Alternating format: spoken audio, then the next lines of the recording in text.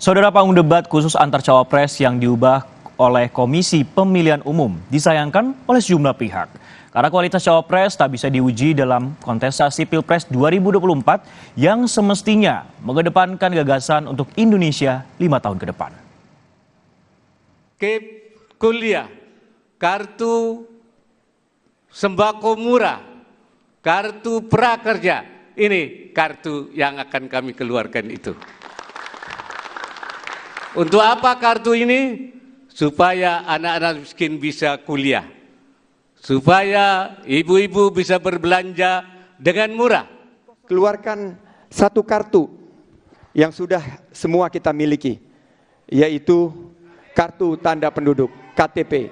Ini super canggih, sudah memiliki chip teknologi di dalamnya. Revolusi industri 4.0 memudahkan dengan big data dan single identification number, semua fasilitas layanan, baik ketenaga kerjaan, pendidikan, kesehatan, semua rumah siap kerja bisa diberikan. PKH, kita akan tambah menjadi PKH Plus.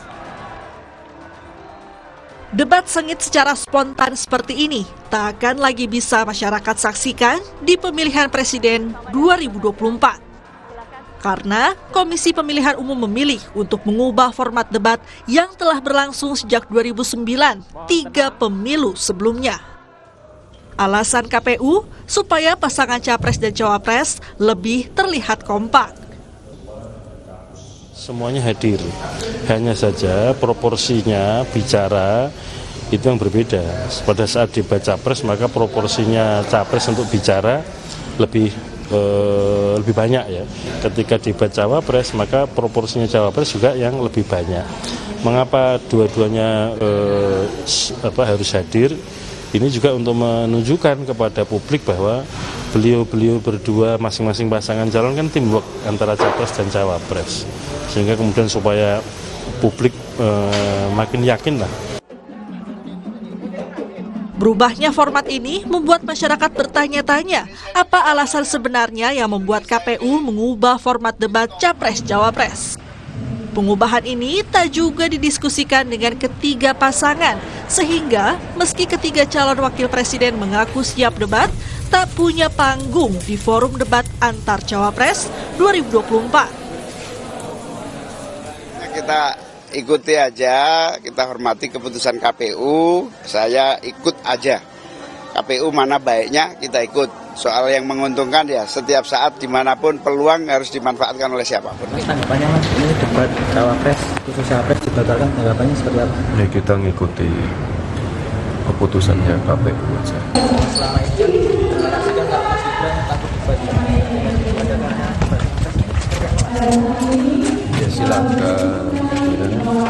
kemudian. Terkait juga ada perubahan sistem itu Mas, terkait materi cawapres kan tidak jadi satu lagi. Ya saya ngikuti keputusan KPU.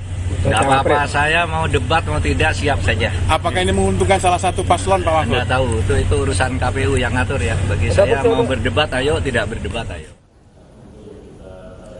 Analis politik menduga KPU mengubah format debat tanpa mendiskusikan dengan para peserta Capres-Cawapres karena untuk melindungi seseorang yang dinilai lemah dalam forum debat.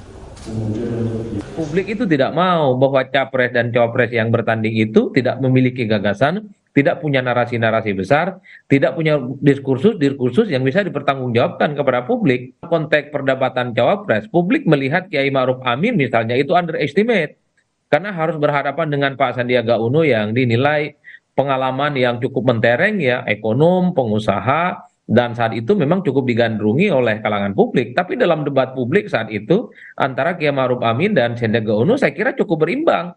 Jadi jangan sampai misalnya keputusan KPU ini hanya untuk menutupi kelemahan salah satu figur tertentu yang untuk penyampaian visi misi. Inilah yang saya kira memang KPU sedang dipertaruhkan betul kredibilitasnya terkait dengan penyelenggara pemilu 2024. Apalagi misalnya beberapa waktu yang lalu KPU ini kan selalu bicara bahwa debat kandidat capres itu tidak perlu bicara muluk-muluk, bicaralah yang realistis. Apa-apaan KPU ngurus soal apa yang harus diomongkan oleh masing-masing calon. Publik itu melihat cawapres selama ini hanya sebatas ban serap, hanya sebatas pelengkap penderita. Cawapres itu hanyalah ornamen-ornamen yang dinilai tidak terlampau penting dalam kontestasi pemilu, Mas. Oleh karena itu, ketika ada formulasi debat capres dan cawapres, perdebatan yang paling banyak ditunggu oleh publik adalah soal cawapres. Jangan sampai kesan bahwa cawapres itu hanya sebatas ban serep dan pelengkap penderita, itu faktual dan nyata adanya. Dugaan tentang tak siapnya calon wakil presiden berdebat dibantah Ketua Umum Partai Golkar Airlangga Hartarto.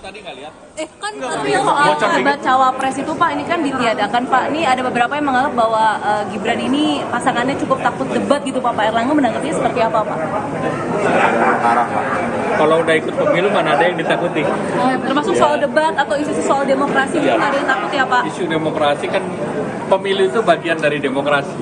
Karena ikut demokrasi ya biasa saja. Presiden nomor urut 1. Bila KPU tetap pada pendiriannya, panggung debat Capres-Cawapres 2024 bukan lagi penampilan menarik yang bisa memancing penilaian sosok Cawapres sebagai posisi yang bukan sekadar ban serep Capres, seperti yang tampak pada Pilpres 2009 hingga 2019. Tim Liputan Kompas TV.